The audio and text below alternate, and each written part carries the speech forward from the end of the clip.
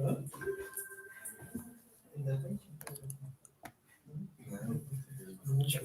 vai só ocupar na luta.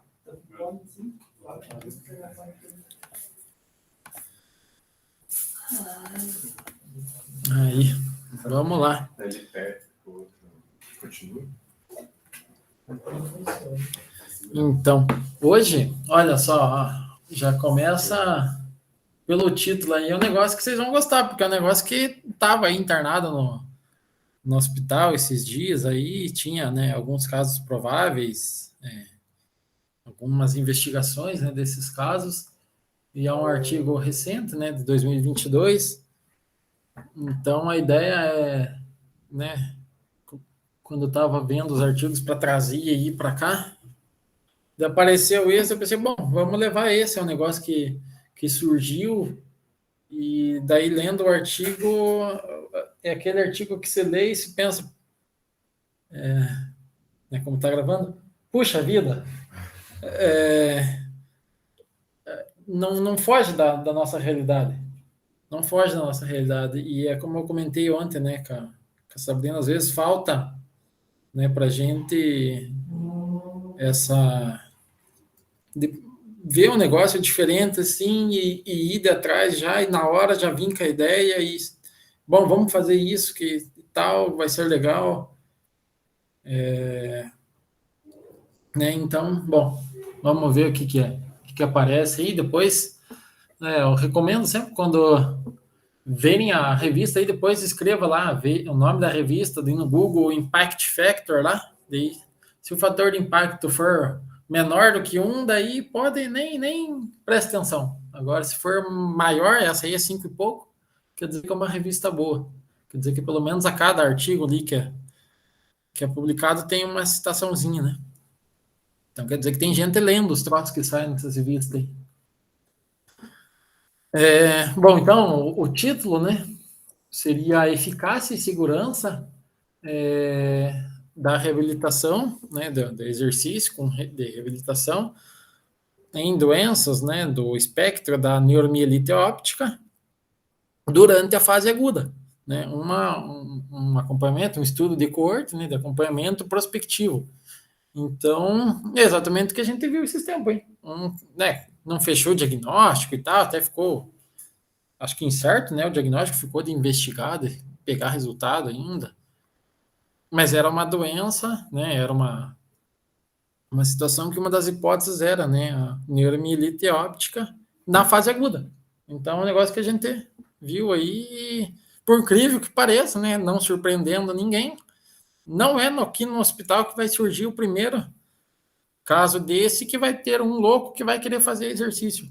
Provavelmente, se a gente chegou até a nossa realidade, alguém já fez.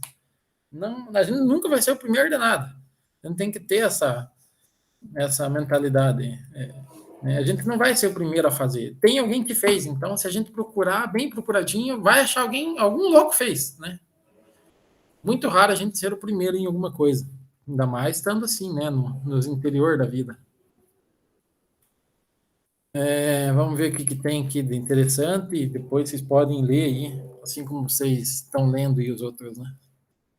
Então, falando, né, da neuromielite óptica, né, dessas doenças que tem esse espectro, né, as doenças que estão ali ao redor dessa condição, uma doença desmineralizante do sistema nervoso central, inflamatória.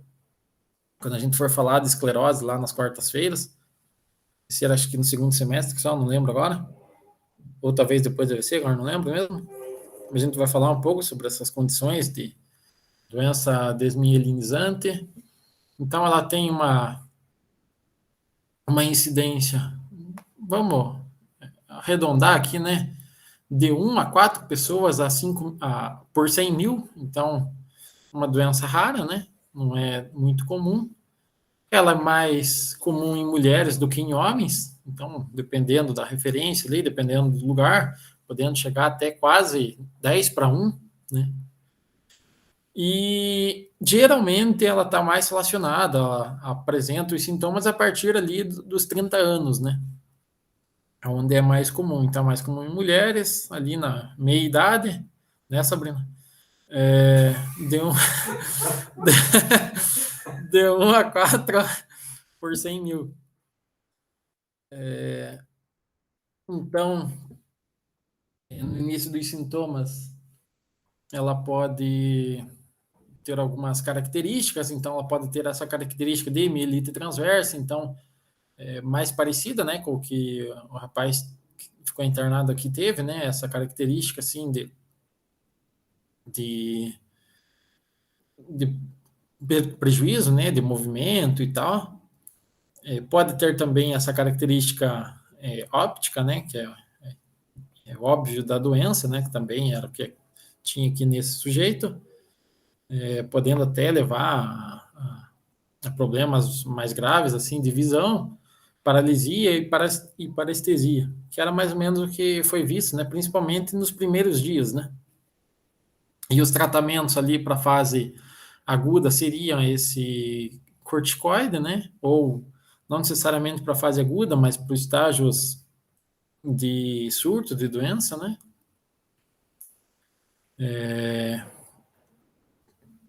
Aqui a prevalência, né, desse distúrbio motor é em cerca de 43% dos pacientes que têm essas condições, e uma das possibilidades, né, para tratamento dessa fraqueza motora é, né, a neuroreabilitação. Uma das possibilidades, ou o exercício físico, né. O tratamento de fase aguda, agora sim, é mais específico, um corticoide intravenoso, né, aqui fala do metilprednisolona, pode ser também imunoglobulina, que ele chegou a fazer, né, lembra, no finalzinho?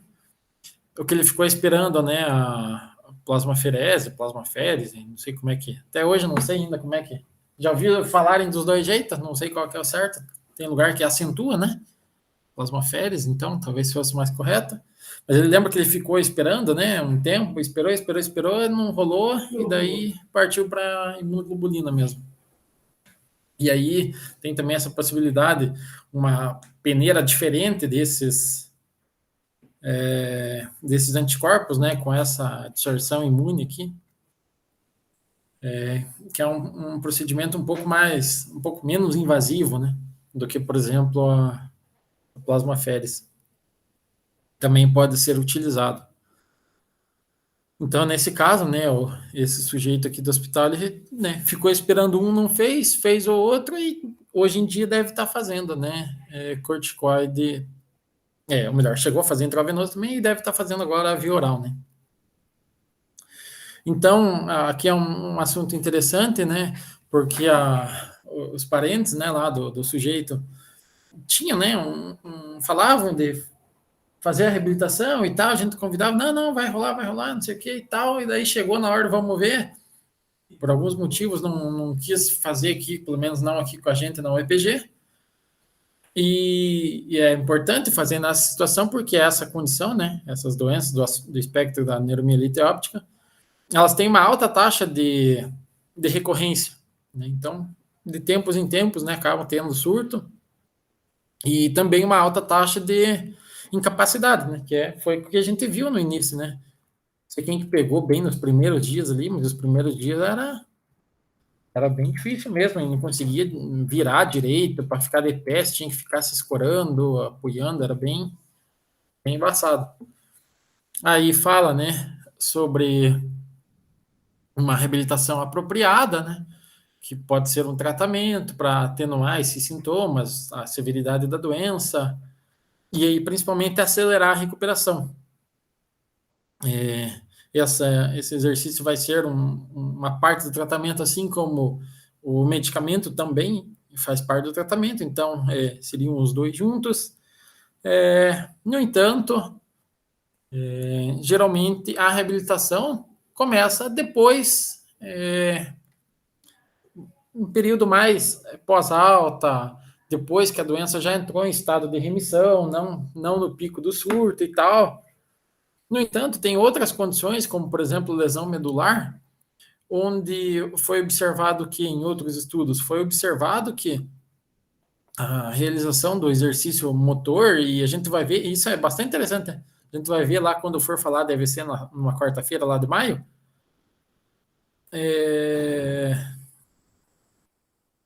Nem lembro agora o que eu ia falar. Mas até esqueci o que eu ia falar. Mas vai ver sobre esse. Lembrei. Sobre a reabilitação extremamente precoce de AVC, né? Intervenções extremamente precoces, geralmente a gente aqui ainda tem um período de estabilidade e tal. Tem gente que ainda faz até quase que na sala de emergência, né? Durante ali o cara chegou, meu amigo, não vai fazer lá a trombólise? Então já vamos movimentar aí, meu amigo. E caceta no cara. Então tem alguns estudos de AVC, eu vou mostrar para vocês lá quando for o devido. E também com lesão medular mostra, né, que essas intervenções mais precoces, principalmente nessa questão neurológica, ela é bastante interessante, né? Nessa questão de plasticidade neural e conexões e tal. Então acaba sendo bastante interessante, no entanto, né, como o estudo ressalta ali, não tem muito. Esses estudos de fase aguda são raros, e geralmente o que se tem são estudos de caso. Então, isso aqui é interessante, porque, porra, pena que não saiu esse artigo antes. Pois é, não saiu esse, mas saiu, tinha de os estudos de caso antes. Ela tem até de 2008, é o que eu falo, a gente nunca está na frente. Né? 2022, a gente está vendo o negócio 14 anos de atraso. Então tinha no que a gente mais ou menos prever, se basear e tal. Então, e esses estudos de caso, eles mostraram lá uma melhora da independência funcional através de um questionário lá, o FIM, e também no EDSS, né, que é uma escala um pouco mais específica, né, para essas condições mais próximos, né, aquilo que a gente entende de esclerose múltipla, seria uma escala bastante utilizada assim nessas condições de doenças desmielinizantes, né? E esse benefício que foi observado foi em cerca de um mês e meio, né, naqueles estudos de caso ali. Bom, já esse estudo aqui que a gente está observando, do Lee, eles adotaram lá um critério de inclusão de ser a primeiro surto ou um surto recorrente, o EDSS maior do que 4,5, então quanto mais alto, pior, né, mais debilitado o cidadão tá. Então já eles pegaram ali 4,5 a gente estava vendo aquele dia, né, David? 4,5 seria pessoas que não conseguem caminhar assim 100 metros, pelo menos. Não conseguem, sem ajuda e tal. É alguma coisa nesse sentido. Depois dá para... 3,5 a 6. Então é um cidadão assim que precisa de ajuda para caminhar. Dá para a gente facilitar assim. É tererê ou chimarrão, Rafa? Chimas, né? Então beleza. No frio, né? Tá certo? Friozinho tem que ter. Outro critério de inclusão nesse estudo específico foi a adoção dessa lesão, né, na medula. Então eles queriam pegar mais o sujeito nessa característica de mielite transversa. Até depois eles vão se vitimizar naquela tradicional, né, vitimização de limitações, dizendo, pois mas a gente não observou outros sintomas não motores. Mas, claro, né, vocês não quiseram. E daí o envolvimento, né, no nervo óptico. Daí eles colocaram critérios de exclusões, alguns critérios aqui, eu deixei marcado aqui, mas o interessante é o Mogad, né? Lembra? Que ele ficou suspeito disso também? Sim.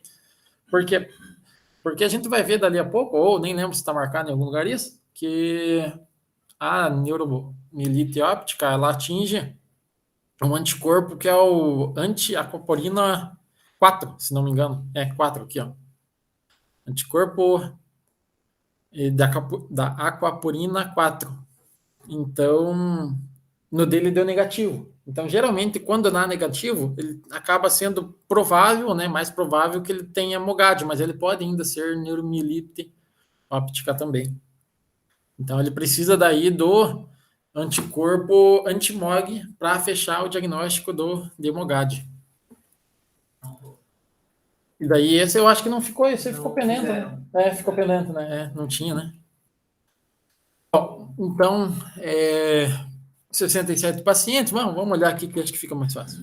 Tinha lá 500 e poucos pacientes, vários em remissão, alguns na fase aguda, o EDSS menor já cortou um tanto, acabou que ficou 73, dividiram, 36 fizeram reabilitação, 37 fizeram controle.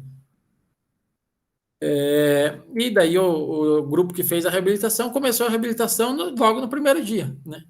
Então, do primeiro dia até a alta hospitalar. Então, é uma atividade de hospital, né? Semelhante com aquilo que a gente está realizando aqui. Na- Bom, né, me perdi no que eu ia falar. Então, a reabilitação começou com atividade passiva.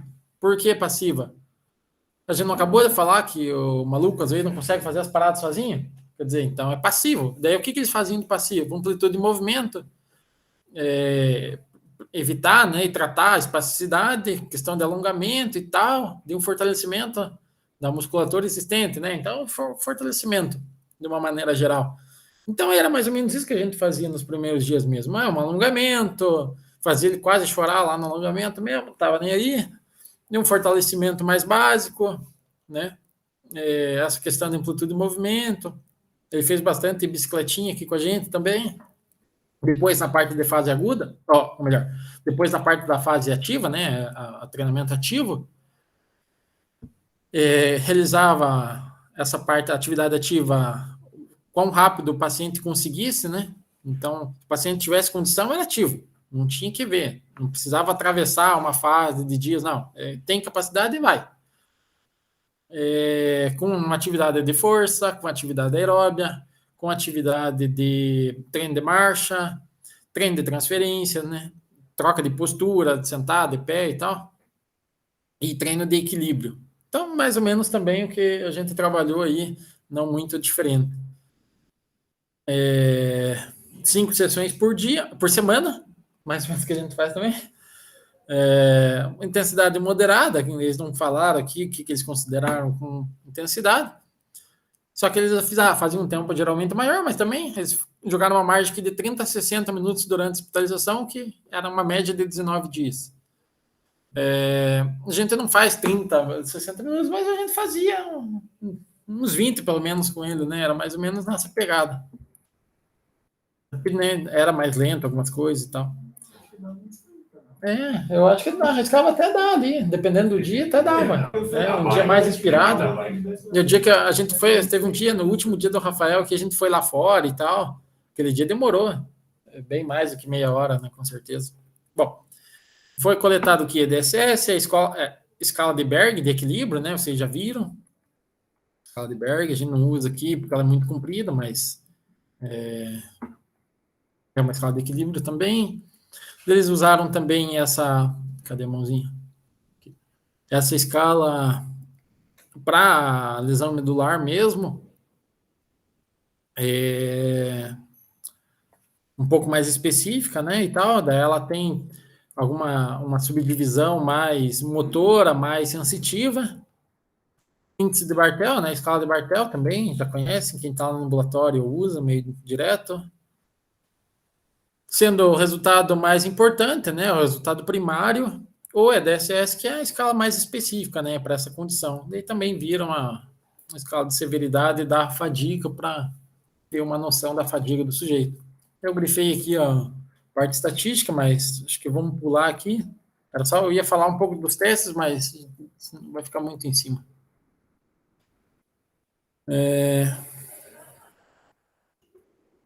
Bom, em relação aos resultados, o que a gente tem aqui? Bom, considerando uma diferença minimamente, a mínima diferença que seja importante da parte clínica para pacientes que tenham um EDSS maior do que 6 é de 0,5. E aí, quando... Peraí, deixa eu ler aqui de novo, agora até me perdi aqui, que eu acho que não é isso. Pacientes com... tá certo. E daí, para 1, quando é de 2 a 6. Então, maior do que 6 é 0,5, de 2 a 6 é 1. Como você considera essa mudança clínica, né? Que você consegue ver uma mudança importante. Então, porque quanto maior o EDSS, mais debilitado. Então, quanto mais debilitado, precisa de uma diminuição menor no índice ali para você ter diferença clínica. É isso, né? Então, se o cara tem lá IDSS 8, se ele ficar em 7,5, bom, importante, clinicamente importante. Se ele virar 7, melhor ainda. Agora, se ele é de 2, se ele é 5, ele precisa, não 4,5, ele precisa de 1, né?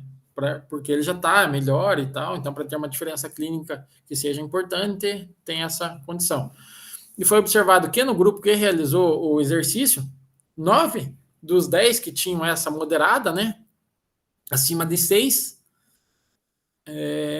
melhoraram, né, tiveram essa queda de pelo menos 1 no EDSS, então 90%, enquanto que o grupo controle, 5 de 18, então menos de 30%. Assim como lá no grupo dos mais debilitados, que vamos ver aqui na tabela. O grupo dos mais debilitados, aqui, ó, 26%, ou todos, ou melhor, 26 sujeitos, 100% deles, todos que fizeram o exercício, melhoraram pelo menos 0,5%. Enquanto que o grupo controle teve 20% que não melhorou. Teve 20% que ficou com uma diferença naquela escala, na escala do IDSS, ficou na mesma, basicamente, né? Porque ele vai pulando de 0,5 em 0,5, então ficou na mesma. Ou piorou, né? Já em relação... Vamos ver aqui na tabela que vai ficar bem mais fácil. E não tem essa aqui mesmo. Então, a mudança, né, aqui pode ser observada, né, no IDSS, na escala de equilíbrio também, escala de Berg de equilíbrio também, né, então o grupo que fez o exercício no hospital, que tinha neuromielite óptica na fase aguda, se beneficiou, né, então melhorou, aumentou o equilíbrio na alta mais do que os outros indivíduos que não fizeram nada, ou que fizeram o tratamento convencional. Na escala de Bartel, índice de Bartel, também, então, quer dizer, uma escala de funcionabilidade, né? Então, se o indivíduo tem capacidade ou não tem capacidade de fazer algumas tarefas, como, por exemplo, ir no banheiro, tomar banho e tal. Então, melhoraram mais fazendo o exercício do que não fazendo o exercício também. Em relação à escala de motor lá do AIS, também, né, na subdivisão lá da parte motora, também teve uma diferença em relação aos que fizeram exercício e os que não fizeram exercício. Então, os que fizeram exercício melhoraram mais do que tiveram melhores resultados do que os indivíduos que não fizeram exercício, enquanto que nas outras partes lá de sensibilidade não teve diferença. Também sem ter eventos adversos importantes, né? Teve de evento adverso que foi um indivíduo que sentiu, 2 que sentiram fadiga, que sentiram fraqueza e tal, um que sentiu dor leve, né? Dor muscular, coisa normal. E aí ele vai discutir falando sobre esse exercício precoce que acaba proporcionando, né, esse benefício desses sujeitos, um benefício geral, né, tanto clínico como também ali de equilíbrio. Não foi avaliado força, mas a gente pode imaginar que também houve melhora de força, a questão ali também na parte funcional, no questionário motor. Então, tudo acabou tendo um benefício para esses sujeitos, né, dessa reabilitação bem precoce. E daí tem os outros dados ali que vocês podem olhar com mais detalhes também. Eu acho que nem marquei muito na discussão, que eu achei bem pai a discussão, falando bem a verdade. Depois vocês leem ali. Eu marquei aqui que é uma condição sem cura, né? Então, justamente por não ter cura, é importante que o indivíduo engaje em um programa de reabilitação, principalmente, né, quando tem essa questão do surto, e também ao longo da sua vida ele seja um indivíduo mais ativo fisicamente, né? Então, por quê? Porque se o indivíduo é ativo, por mais que ele... Digamos que a gente está num mundo onde o exercício não vai influenciar absolutamente nada na questão de surto. vai ter o surto independente se é ativo ou não. Quer dizer, mas se eu sou ativo e tenho surto, eu tenho que perder pelo menos, né? Quer dizer, se eu já sou acamado, tenho surto, continua acamado. Agora, se eu sou ativo, tenho surto, eu vou ficar menos ativo. Depois de um segundo surto, um pouco menos, talvez, enfim. Então, só pode ter prejuízo o cara que tem o que ter, né? O cara que já não tem como ter prejuízo, não vai ter prejuízo. Por isso que é importante, né, que esses indivíduos, visto que é uma condição sem cura, e também a gente pode especular, né? De repente, uma possibilidade de uma proteção do exercício físico em relação a recorrência de surto, né? De repente pode ter alguma relação em outras condições. Isso já é um pouco mais estudado, né? Nessa doença específica ainda não. Eu marquei também aqui outra coisa da discussão é que o mecanismo, né? Como que o exercício físico promove esse benefício de equilíbrio funcional, de uma maneira geral, né, clínico de uma maneira geral, ainda não está totalmente esclarecido, não? Então, obviamente, né, vai ter alguma característica assim de efeito de plasticidade e tal, mas especificamente ainda não se tem, né? Assim como se tem em outras condições, não se tem nessa, até por ser um pouco mais raro e tal, e um pouco mais difícil de se estudar mais profundo, né? Ou, de repente, esses fizeram igual aqueles que a gente estudou semana anterior, né? Não se tem muito, daí daqui 2 anos eles publicam lá, né? Tá aí, ó. Eu acho que é isso, né? Pode ser também aquele negócio que vai levantar a bola para o próximo, né? Pode ser também. Eles já tenham, né? Eles estavam com um grupo ali de quase 70, acabou com, né? Mais, né? De 70. Então, de repente, eles já estão estudando isso um pouco mais a fundo e, de repente, saem outras discussões aí mais para frente. E daí ele conclui, né, falando sobre essa aptidão da parte do exercício físico em melhorar tanto EDSS como função motora, como atividade de vida diária nesses indivíduos, já na fase aguda, né? Saindo da fase aguda, o cara já sai melhor do que o outro, né? Então, durante essa fase aguda, o cara melhora bastante, principalmente, né, desses indivíduos, melhor, né? Obviamente, né, dos indivíduos maior do que 4,5, porque eles só aceitaram 4,5, mas principalmente nos indivíduos maior que 6, né? Então, a gente viu que os maior que 6, todos melhoraram clinicamente, né? Todos caíram ali para mais do que 1 no DSS. E tudo isso com poucos, né, com efeitos adversos, né, que não são dignos de nota, né, não são muito importantes. Então, demonstrando, né, um papel interessante, e a gente vê que, por mais que talvez nem a gente mesmo dê valor, a gente pode estar contribuindo aí, né, mesmo aqui no hospital, com alguns sujeitos aí que a gente faz as atividades aí, e tem outras evidências, né, como esse aqui, demonstrando o que a gente faz aqui também não está muito distante, e de repente falta para a gente sei lá, nem sei. Vamos fechar aqui a gravação, daí a gente tenta discutir e ver o que falta.